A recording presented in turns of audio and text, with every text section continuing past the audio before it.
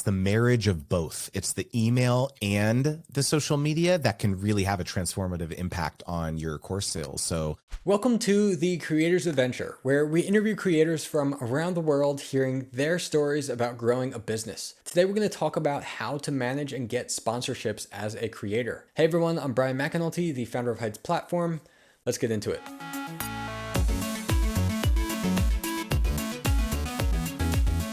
Hey everyone, we're here today with Justin Moore. He is a sponsorship coach and the founder of Creator Wizard, a school and community that teaches you how to find and negotiate your dream brand deals so that you can stop leaving thousands on the table.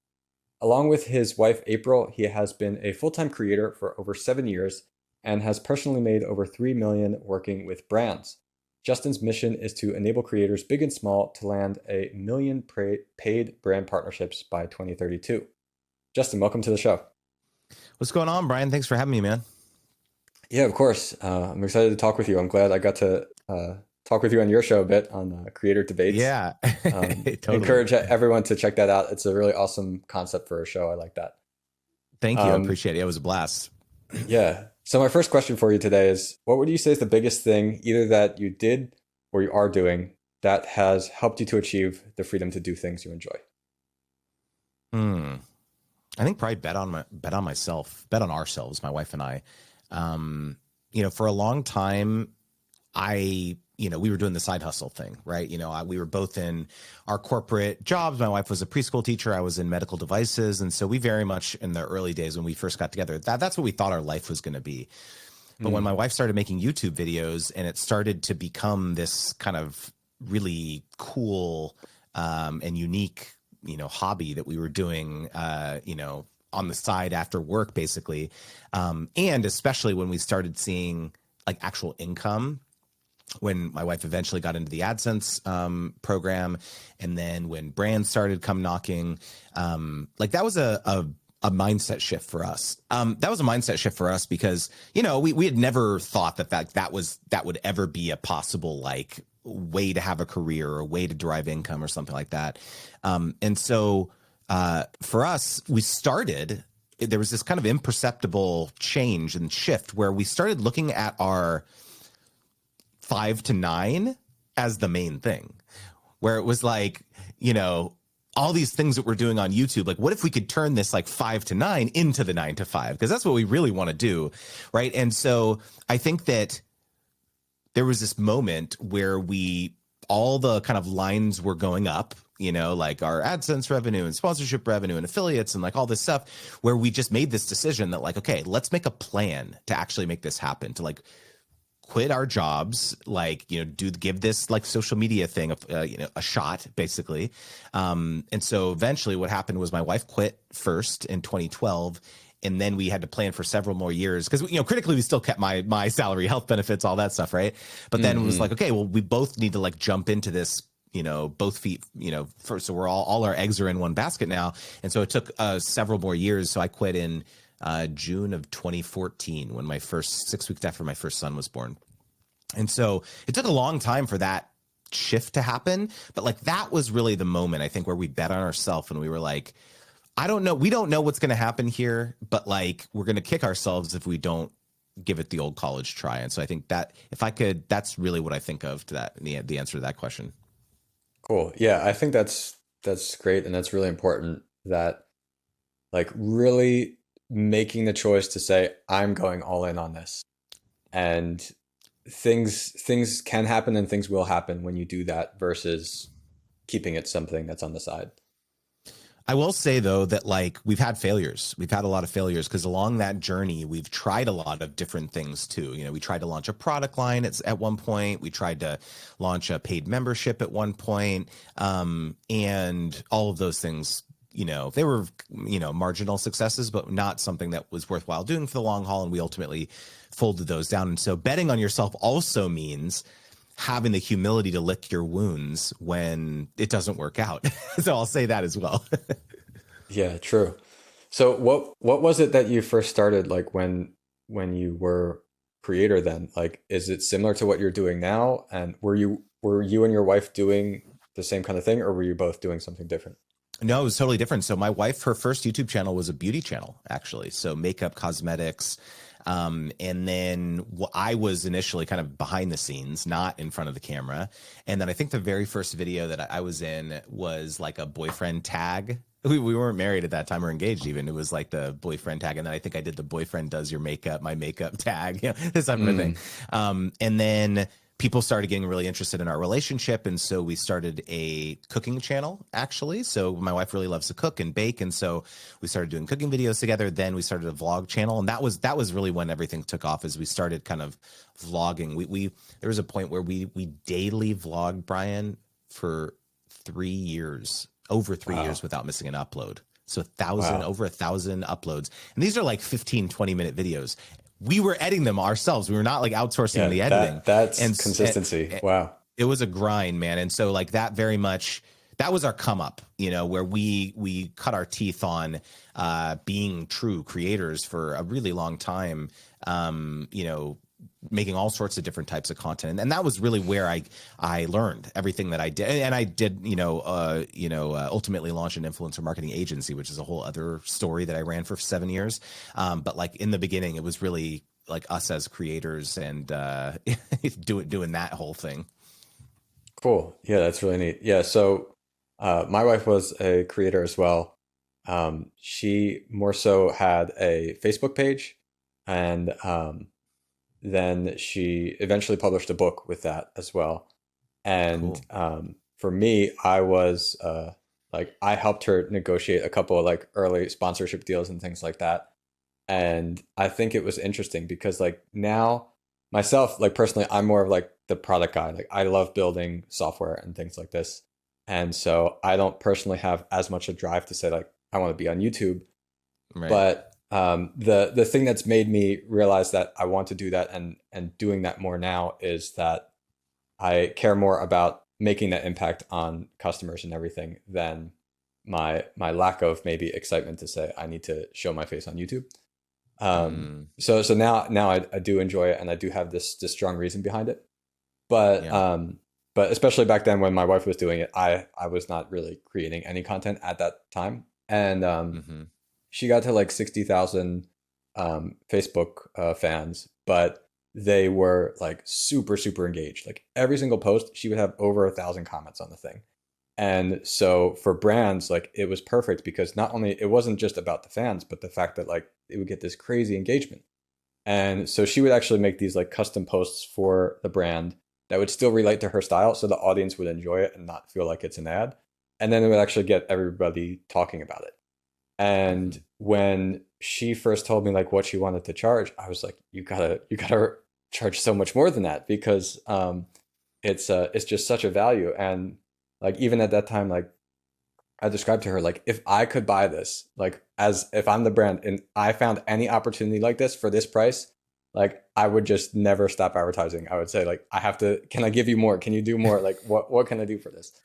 Or so it really, let me interject real quick. Or the brand will get scared because they'll be like, well, something's wrong here. Like if they're only charging this much, like something that doesn't seem right. Like, is the quality going to be good? Like you can actually scare people with too low of a price. Is there it's either that maybe the creator doesn't know how valuable they are, or is there a chance that I'm missing something and there's going to be a reason this could be bad for us? So that's interesting, I think. And let's get into that, I guess, a bit, because I think there's a lot of creators who start more on not building a product, but building an audience on YouTube, on social media somewhere. And then they don't have a product yet, so they don't really realize how much their audience is actually worth. So how can a creator kind of decide that, and what should they do if a potential sponsor approaches them? So I have this concept. So this is a challenging question, I think, for a lot of creators, is like, how do I value myself? What is my worth? And to back up for a second, I think most of us don't get into this thinking like, I want to go out and pitch sponsors. Like that's not the first, you get into this, like whether it's creating a course or being on social media or whatever it is, you get into it for either you want to help people, you want to teach, or you want to like connect with people. Right.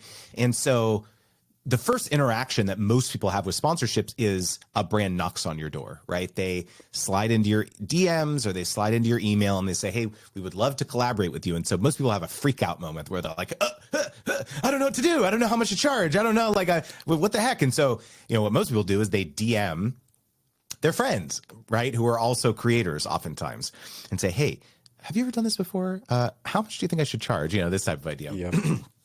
And it's a very unscientific approach to quantifying your worth, of course. And so one of the things I talk about in a lot of my videos and content and stuff is let's take a step back here. Let's not try and value yourself in a vacuum, because there's two very critical pieces of information that you need to ascertain and understand before you can ever quote a brand. The first one is you have to really have an intimate understanding of your audience and how you can serve them, right? So most people think oh, the brands that I should work with are the ones that I already love and use. Those are going to be a good fit for me, right? But there's actually a missing component there, which is you need to understand, is this going to have utility for your audience? Is this going to solve a problem that they have? Is it going to, maybe it's something keeping them up at night and this brand or this product or this service is going to be the exact solution that they need to save their lives, basically. And the only way that you're going to know that is if you ask them. And so I have this exercise that I encourage people to do, which I call audience first offers. And so basically you ask them the following questions. You send out a survey to them on your email list or on your YouTube community tab or your Instagram stories or whatever it is. And you ask questions like, what types of jobs do you have? Are you married? Do you have kids? How do you interact with my content? Are you watching it, in line at Starbucks for 2 minutes? Or are you sitting down every Sunday and catching up on the last 3 hours of my stuff? How's that happening? Is there any products or services that that I don't offer that you wish I did, right? What brands and products and services are you using and loving right now? Are there any other creators or peers that you wish I would collaborate with, and why? And so there's a very specific reason that you're asking these questions, is that it's actually way more interesting to get this psychographic information from your audience than it is the demographics that you're seeing on the platforms, right? Yeah, some brands will want to know, the ages and the geographies and the genders and all that stuff, of course, but that's table stakes. But if you can go to them and say, hey, look, I surveyed my audience and there's this cohort of people who say that they're already using and loving your product or are interested, have some affinity for your brand, it's going to be so much of an easier sell when you're talking with the brand and being like, hey, it's not just me. It's I've got this pool of really engaged prospective customers of yours in my audience, right? And so that's why you're going to pay me this gigantic amount, this type of idea. So that's the first thing, is you have to understand your audience. But then the other really important factor about understanding how to value yourself and price yourself is, what is the brand trying to accomplish?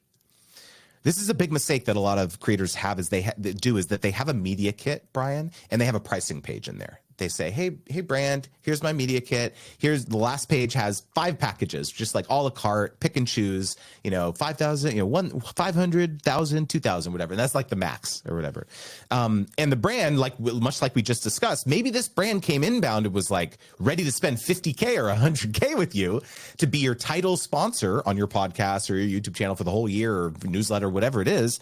And you just told them that the max, that the highest package you have is 2K, right? And they're being well, or worse, the things that you described in your packages are not really what they want, or not really aligned with the objectives that they have. And so the exercise that I really encourage is you actually have to ask them. You say, what would success look like for you? What are your objectives for this partnership? And they're going to say one of 3 things, Brian. They're going to say awareness, repurposing, or conversion. So awareness means a new product launch, or maybe they're launching in a new territory. They were in the US, now they're launching in the UK.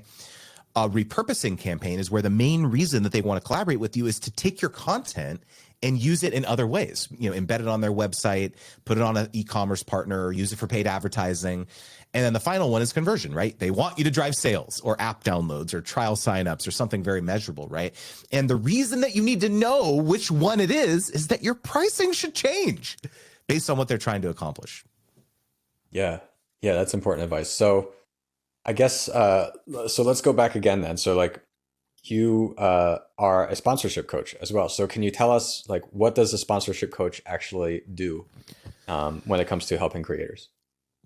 So you'll probably appreciate this because I'm sure that you talk a lot with your, customers and, people who are creating courses and stuff is like, what is the unique selling proposition or the unique value proposition? Like, how can you find kind of a blue ocean idea where you are not fending off all of these other competitors, right?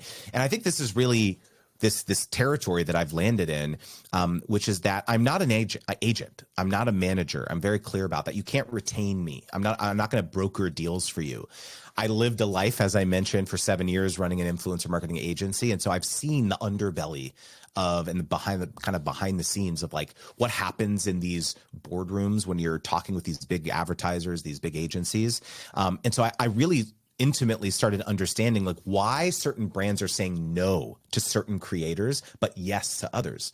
And it was this really non-intuitive thing where it was like they would oftentimes move forward with the creator who had less of a reach, less of a following, subscribers, etc., over someone that was more, even if they were more money, just because they fit exactly with the brand, like the types of creator that they were trying to partner with on that campaign. And so I took a lot of these insights that I learned running the agency, as well as being a creator myself for many years, and decided like, I want to educate people.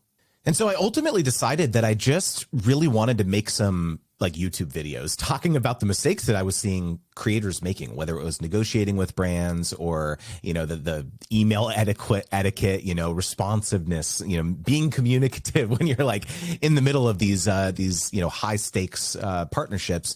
And that was really the early signals that I saw when people started commenting on those videos, like, oh, this was great, but can you make another video about this or about this and about this? And so I started going down all these rabbit holes that kind of came second nature to my wife and I, because we've done it. Like, we've done over 500 sponsorships personally over the last decade. So we have a lot of experience working with so many different types of brands and agencies and all that stuff. And so I just was, it's like that whole thing. It's like, you can't, it's hard once you've gotten to a place, it's hard to remember what it was like in the early days. Right. And so it's been this exercise of like kind of an education, kind of talking with creators who are at the very early stages and seeing some of the challenges and problems that they're experiencing that, oh yeah, I remember when that happened to us, back in the day. And so it's like starting to make content around that. And so then people started asking like, hey, do you have a course? Or, hey, can you coach me one-on-one? And I was like, what is happening here? I was not expecting that at all.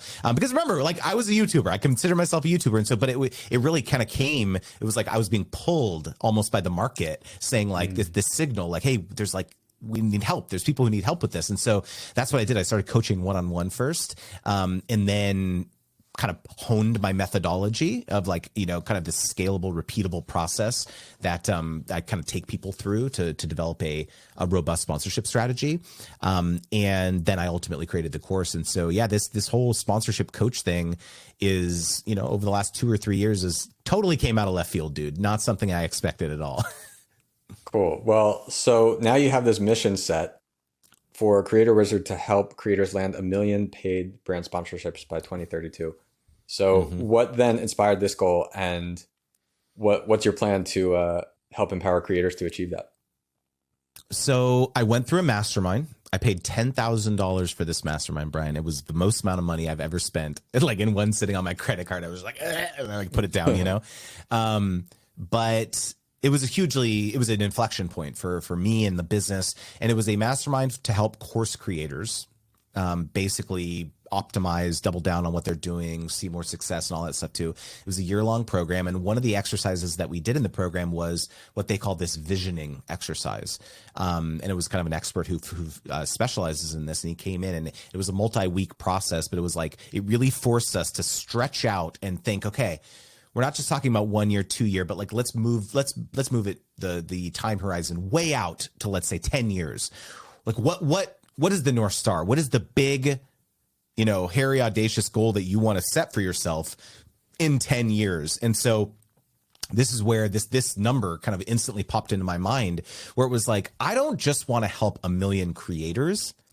I want to help creators big and small land 1 million sponsorships in 10 years, because it's way more exciting and fulfilling to me to help one creator get 100 than it is 100 creators to get one, because that's the whole, my whole ethos is like, people really struggle to get consistent kind of recurring partnerships. It's like this one-off thing. It's like they deal with the brand and then they literally never talk to them again. They're back out there hustling for their next spare change, new brand, this type of idea, right? And it's like, it's exhausting. No wonder it feels like sponsorships are not a sustainable revenue stream. And so I sit people down and say, no, it actually can be, but you have to look at it like a business. You have to create a sales pipeline. You have to nurture these customers. And, as someone from a sales background, you'll appreciate you have to reduce churn. You have to increase LTV, right? It's like, this is the idea, like, you're running a business as a creator and you have to start looking at it like that. And so this is a very foreign concept for a lot of creators, but this is really what I do.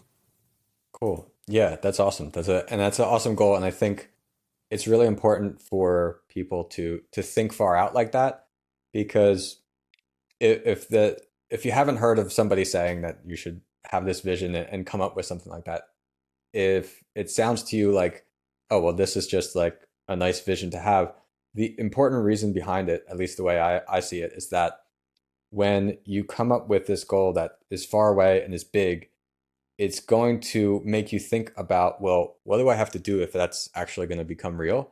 And there's going to be these different steps that you take that can create these bigger outcomes for you that you wouldn't maybe think right now if you just focus on like, what am I doing this year? And so when you realize like, oh, if this is really what I want to eventually accomplish, then you get to work backwards from that. And you start to think of things that can help you grow in a way that you might have not previously. 100%, man. It has informed short-term business decisions like already, like, so for example, if I wanted to help 1 million creators, I would make my course $50, right? The most scale, like how can I reach the most amount of people? So that would be a decision, right? But my course is not $50, right? Because it's like, I want to help like 1 million, help people land 1 million sponsorships, right? So the number is smaller than that. Actually, can we do a quick thought exercise? I want to use your brain here because on this subject, this is something I've actually really struggled with, Brian, is how do I track this goal? Because I had, for the longest time, I had where that light was in the background, I had a ticker, like a LED ticker. And my mind was like, I want it to be like my McDonald's hamburger counter, like a number on there where it was like, we're at 33,467 sponsorships or whatever. So it's like tracking, right? And people get asked, oh, what's that number? And I'd be like, oh, let me tell you about my goal, this type of idea. And so I was trying to reverse engineer, like, how do I get that number up there? Like, not technically, but like, how do I create a tracking mechanism so that people actually want to feed this into the system. So I created a MVP, of this. Like I had a software dashboard and people could log in and like kind of self, report and like all this stuff. But it really became obvious very quickly that like, this is not something that people are going to like remember to do. And so I was like, okay, well, let me build some tooling where people can maybe OAuth, let us give us access to their, Instagram, Facebook, whatever. And anytime that they post a sponsored post with hashtag ad or hashtag sponsored or hashtag, partner or whatever, that it would like tally it to the total. So like I thought of like technical solutions of like how this could be accomplished, but I just kept running into dead ends. And so it's like, I feel still kind of in the mud of like, I've thought of, okay, giving away my sponsorship pricing calculator for free. And like, if you want to continue using it, you have to like, self-report if you like got the deal, if you used our calculator and then, report back, or maybe it's give you access to some of our Notion templates where you're tracking your deals and, give us, this type of thing. And if the deal goes to completion, then we tally it. So I swear, dude, I've like thought of so many different like ways to like, how do I incentivize people to like continue to feed data back into the system? But I feel like I'm kind of at a dead end. So you got any ideas for me? Not too many. It is hard. I'll tell you that, for this kind of thing. So I don't think I'm the best person who's figured that out either. Like for us, one of the things I wish we could track better was like sales that creators make through our platform, because they're like, if a creator sells something and they use like Stripe or PayPal connected to their Heights account inside Heights and they use our checkout, we know. So we can tell that data. But then if they are selling something and they use an external checkout and then they enroll the student, or they get like a wire transfer or something from the student and then they enroll the student, then we have no idea. And so there's a lot of our creators where they have thousands of students and like we could go and look at their accounts like, oh, they made $0. But then they talk to us and they say, yeah, I made $1 million this year. And we're like, what? And so I wish we could be able to track some of that better. I wonder if in your case, I don't have a solution for the people who like you interact with or provide something that they get a deal from you like more indirectly. But for the people who are working with you more closely, maybe it's something you could do where I could see how they could forget if they have to like report it every single time. But maybe there's something like an annual report or something where there's some value for them to fill this out for you, that you can provide them some kind of feedback or something on it. And then that annual report gives them also the time that they look back and say like, all right, here's the number of deals that I did. And then you can tally all those up like at the end of each year. I've thought of something like that. I actually thought of doing like almost like a pricing benchmarking report, like white paper type thing that they'd get access to. So like anonymized, across all the people that are using, let's say, the calculator. I mean, hey, if you feed data back into the system, you'll get the monthly or quarterly like pricing benchmark report, or I don't know, something like that. Yeah, I think that's a good idea. Yeah, because then there's an incentive for everybody to take the time to fill all that in. I don't know. Personally, that's what I would do. That I would want to see that data and fill that out. Yeah, but I mean, but to your initial point, I mean, it's like these are the things that you start thinking about when you make a goal like that, Yeah. Whereas if you're kind of just drifting along, and it's like, and the other thing I think too is that like people are attracted to audacious like goals and missions like this. It feels larger than me. It feels larger than anyone in our community. It's like this movement, right? And I love that idea of like, we can band together to like, accomplish these really large objectives. Yeah. Well, what I would say to that too is my kind of mindset around that is just like be better and be bigger. And so if it's hard to track it, like then do so much that you still reach the goal, even though there was maybe a few 100,000 that you couldn't even track. And so like you're without a doubt certain that like you've passed that goal. Dude, I people have been like, just like use your, your social media footprint, your following, your viewership as like a proxy for like, because I get people in my comments all the time like, oh, you helped me get a brand deal, like all this stuff. And I'm just like, I need to track this, right? But it's like, that's like, it feels like cheating to me. It's like, I'm like an engineer by my background. And so I'm like, I always want to like, how can I track this? I want to track this, like numbers, data. Yeah. But no, I understand the same way. And like, I feel the same way about some of our data. Like I know certain things are higher than like it may look in one spot, but I don't care. I don't want to guess even at what that is. I want to see the real one and know for certain how it's growing. So that's interesting. Right. All right. Well, what are some tools and like things available to creators? There's all these tools that creators can use. What's something that maybe like is an underrated way that a creator can kind of diversify their income?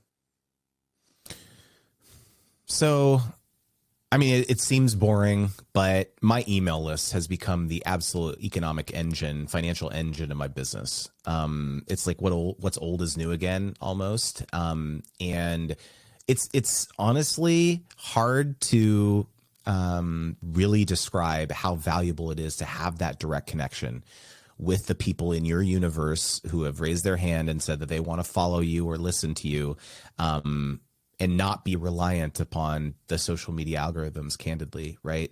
Regardless of what platform it is, we've all experienced it probably. If you have some presence on social media, that like, man, I feel like I used to get, 2x or 3x the amount of organic reach on my Facebook or Instagram or whatever it is. And now it's like a small fraction of that. I feel like a lot of us have gone through that at some point, right? If you've been on social media long enough. And so it's so underrated to be able to just like, if I want to send an email to, the 33,000 creators on my email list, I can do it. Like, I don't have, and I know that it's like, I know that it's going to go in their inbox, whether they click on it or not. That's another question, that I have to do some work to like make some good, subject lines and stuff, of course, but like, it's going to be in their inbox. Right. And so I think that's just like it's really, really hard. If you are a person who at some point, may want to launch a course or have coaching or something, or even do sponsorships on your newsletter. I have sponsorships on my newsletter now. And so I just think it's over the 3 years that I've been doing the sponsorship coaching stuff, that has been my number one goal, Brian.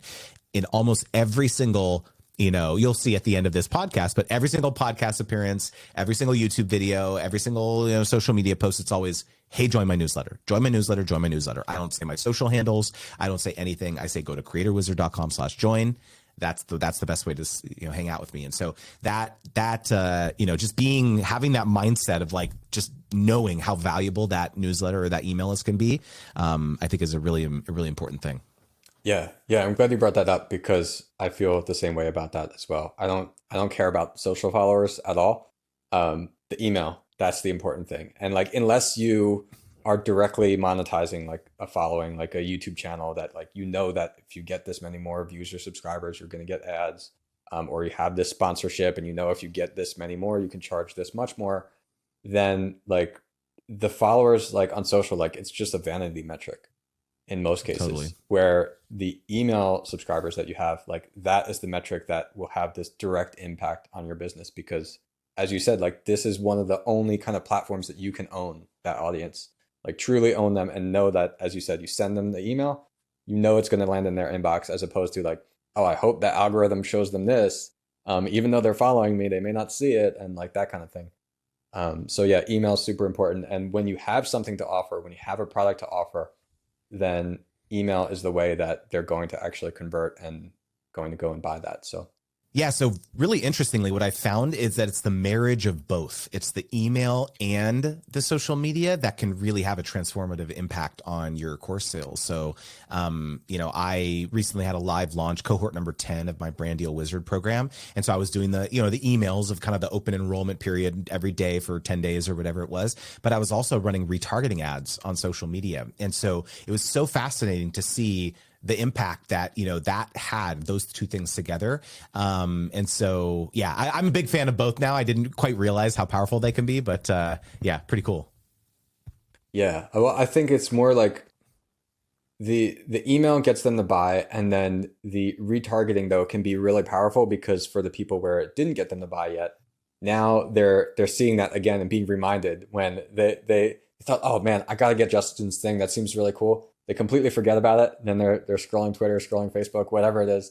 And then they're like, oh yeah, Justin's thing. Wow, everybody's talking about this. Wow, there's these great testimonials. Wow, I got to go buy it.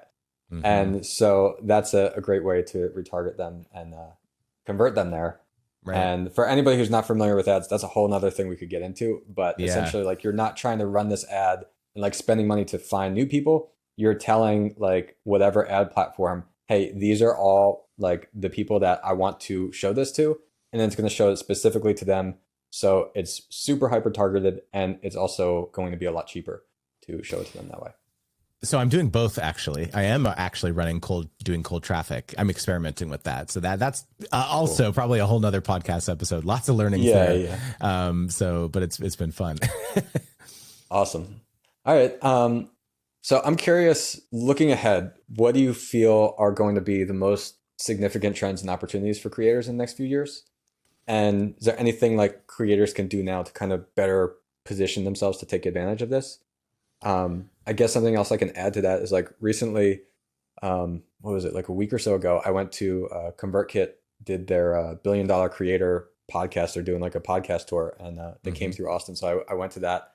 And this idea that like a creator could potentially make $1 billion in the future from their brand as a creator. I think that's really interesting. And yeah, I'm just curious what you think of like, what are the trends and how is it changing to have this creator business? Yeah, it's funny. They were on the podcast tour. They went to FinCon in New Orleans a few weeks back, and I was there. So I got to hear nice. Rachel and Nathan talk on that subject as well. So first on that note, I mean, it's an obvious no-brainer to me. I mean, if you look at like some really large outcomes from like celebrities, like let's say Ryan Reynolds or something, like a lot of that playbook that he ran was kind of a creator playbook. It was very much, pop culture, utilizing social media. Like I feel like a lot of why those brands have succeeded was because of the way in which that he approached, kind of the using his celebrity status, his influence to really blow up the value of certain aspects. So I think that there's so much to that, like whether it's the creators developing it from the ground up or partnering much like, Ryan Reynolds did with Aviation Gin and Mint Mobile and stuff like that. I think there are absolutely going to be outcomes like that for creators. So that's that. And then in terms of like opportunities for creators in the next, like, for years to come, one thing I've been thinking about a lot is like, I feel as though the last decade the goal was like grow the largest following, grow the largest audiences, vanity metrics, etc. But I really do think that there's going to be a movement over the next decade to grow deeper connections, grow like an engaged community, maybe even something in private. Because at least for me, what it's been interesting is like I have a private community on Circle. And these are all people who are in my Brand Deal Wizard program. There's a free section of it too, but like, mainly people that join my program. And I find myself that being the first place I want to go to each day. Like I want to go into there and like talk with those are my tribe. Those are the people who like love talking about this like niche thing that I love talking about all day long. And so I'm in there, I'm in the forums, I'm answering questions, just like I love being there. And I like being on social media, of course, too, but like I find myself drawn to these smaller communities of people who really want to, they have to go out of their way to go to, because it's so easy to be on social media and scroll the feed and all that stuff too. But if you want to go to like a private community, like it's just like you have to like do it, And so I don't know, I'm bullish on the opportunities for creators to maybe not get so worried about that. Like, don't get me wrong. Social media is great for discovery, new customers, lead gen, top of funnel. It's great. You should do that. They can find your community that way. They can. Yeah. But then that's how they find your community. And so like, I think developing this model where, you use social media kind of as lead generation to like really find your tribe and create a way that you can all kind of, be together in one place that's more intimate. I'm very bullish on that. Yeah. Yeah. Me as well. I think that it's really going to be even bigger in the next few years, especially with AI, because AI can make content and things like that. But the thing that AI can never replace is like the connection with like-minded people. And so being able to have that's going to become even more valuable and something that people look for. And like you said, like as a creator, it's such an enjoyable thing to create, because imagine that instead of going to your YouTube channel or whatever it is on social media, and you have that one fan and you're like, wow, I love this guy. I love like commenting or interacting with him. And then you have somebody else who's like, oh, this is the hater that like always wants to say something. And so your community is only the best fans and only the people that you love talking with, instead of all the ones that don't really care about you, the haters that randomly pop up. It's all the people that enjoy everything the most. And you can create a place not only for you to interact with them, but for them to interact with each other. So totally. A whole lot of value in that, definitely. Yeah. All right, well, I got one more question for you, and that is that on the show, I'd like to have every guest ask a question to the audience. So if you could ask our audience anything, whether it's something you want to get everybody thinking about or something you're curious about, what would that be? All right. Well, can I have it be like kind of like a totally selfish question? The thing that Brian and I were talking about earlier about how to track this million sponsorships goal. If anyone listening or watching has some ideas of how to actually make this happen, whether it's a dashboard or reporting or like templates or I don't know, I am like totally open to hearing if anyone has any ideas. Drop a comment, because I'm like I feel as though I want to make it happen, but I still feel like I'm in thick mud trying to work myself through it. So totally would love if anyone has any ideas to hit me with it. Yeah, that's great. And I agree. It's good to work on it, because the more clear you can find some way for yourself to track it, it's going to be even more motivational for you to actually get there. Totally. Awesome. All right. Well, Justin, thanks so much for coming on the show. Before we get going, where else can people find you online? All right. Well, you know it. You know what's about to happen, Brian. Creatorwizard.com/join. It's my weekly newsletter. I send out 4 times a week, actually. The reason that you want to be on this newsletter is that I send you paid sponsorship opportunities for free. They just come on a silver platter right into your inbox. So I also send out, tips and tricks and stuff about, videos and articles about how to make more money with sponsors and pitch brands and stuff like that. So if that sounds exciting to you, creatorwizard.com/join. All right. Awesome. Thanks so much. Thanks again, man.